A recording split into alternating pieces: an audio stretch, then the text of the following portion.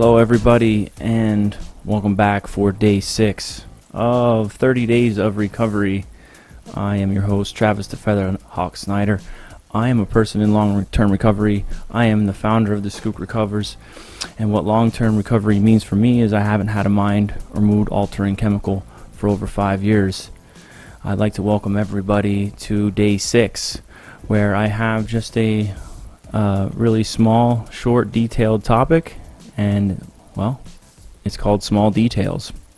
And for those who are tuning in for the first time, 30 Days of Recovery was something that I created to challenge myself to share something about recovery, picking 30 topics every day of the month of August and sharing on that topic and how it relates to my personal life journey, my story of recovery, with the idea that, you know, some of my words and some of my experiences might reach and have and inspire people out in our community, people maybe in recovery, or anybody that really tunes in.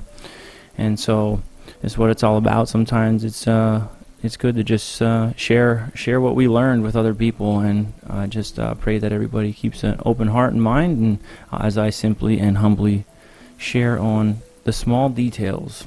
And so really what I mean by this is I'm just going to go right into a story about small details, and just to cover it, basically the small details of our lives, from the time we wake up till the time we go to bed. Not just, you know what I mean, like the things that we're doing, but also our encounters and our interactions, and everything from, you know, how we communicate with people to how we start our day, and you know what I mean, paying attention to those small details. And so I'm just going to go right into a quick story. When I went to treatment at Common Ground in Gadenzia, it was the therapeutic community right there on Front Street in Harrisburg. I went in there, and there was just an incredible amount of rules, and just kind of, they had a strict guidelines and everything that had to be done on a daily basis. It was very organized in a way.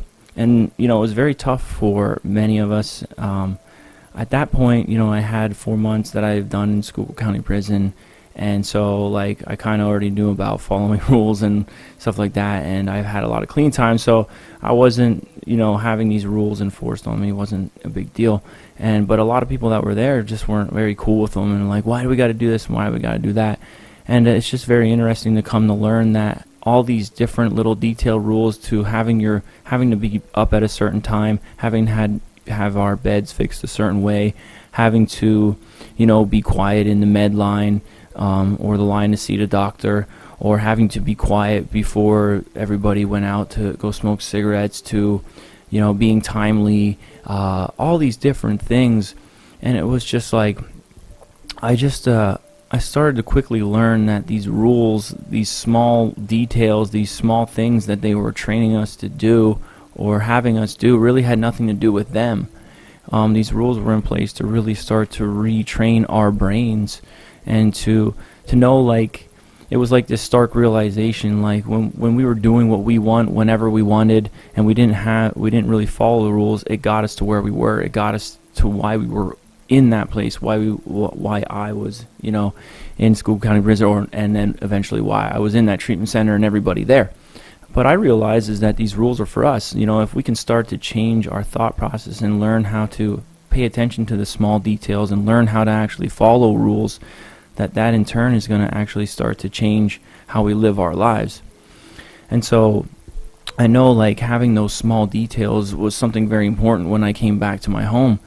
And I knew that I just kind of started to, like, really pay attention to that stuff. I started to pay attention to how my space was. Was it organized and clean? Was my room clean? You know, was I making my bed in the morning? You know, sometimes I got even to the point where I was laying my clothes out at night. Was I doing my laundry and not letting it pile up on the floor? You know, was I brushing my teeth every morning after every meal? You know, things like that. And not just, it wasn't just about our space and my hygiene and health, because I can tell you that in my addiction, I didn't care about any of these small details. They weren't on a priority. But once you kind of awaken and you become more mindful, like our day 5 topic, you start to realize the importance of all these healthy choices. But that would also extend into the small details of the day, of how I was carrying myself and how I was communicating with people when I was going out there into the world, when I was, maybe getting into the rooms, going to meetings, when I was talking with my family or, people that, my employers and stuff like that. How was I communicating? Was I communicating with, with kindness? Was I being respectful? Was I being honest?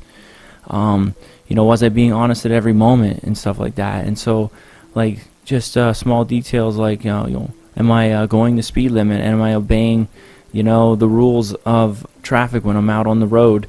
And things like that. So there's just a plethora of small details that sometimes we overlook, and we don't realize that these small details are a direct reflection. Like, the culmination of these small details can sometimes be a direct reflection of the way we're living our lives.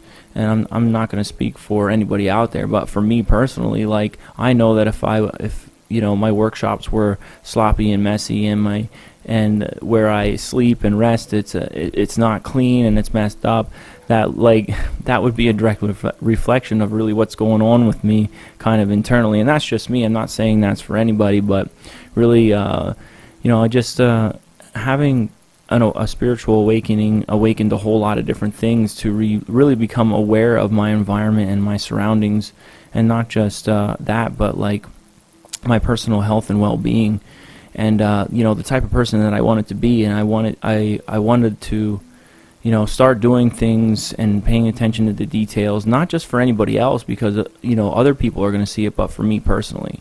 And if I did focus on paying attention to those details and treating other people with kindness and learning how to communicate with respect, and and taking care of my personal health and well-being, that my life was going to start to unfold in a lot more detailed way. And so it becomes more of a personal commitment. Paying attention to the details is really a personal commitment to self, and how our self will reflect into the world, and how that will have an effect on the people and spaces around us. So today, for day 6 of 30 days of recovery, I just briefly talked about the small details. I challenge everyone out there to, take some time to kind of look at yourselves, and as I do on a daily basis, and find out what those small details are that I may not be paying attention to it, and make a conscious effort to maybe improve just a small group of those details, and see how that will actually start to change your life a little bit more in the positive, and that your spirit, your character, and the type of person you are will reflect a little bit differently as a result of making those conscious, having a more conscious awareness over the small details. And so that's it for day 6 of 30 days of recovery. It is Sunday, and I hope everybody has an awesome Sunday, and we'll see you again for day 7 for that, which will be the first week. And I hope everybody out here gets a little something from this. Share it with some friends, share it on Facebook, follow our page. God bless everybody. Peace, love, and continue a beautiful recovery. Later, everybody.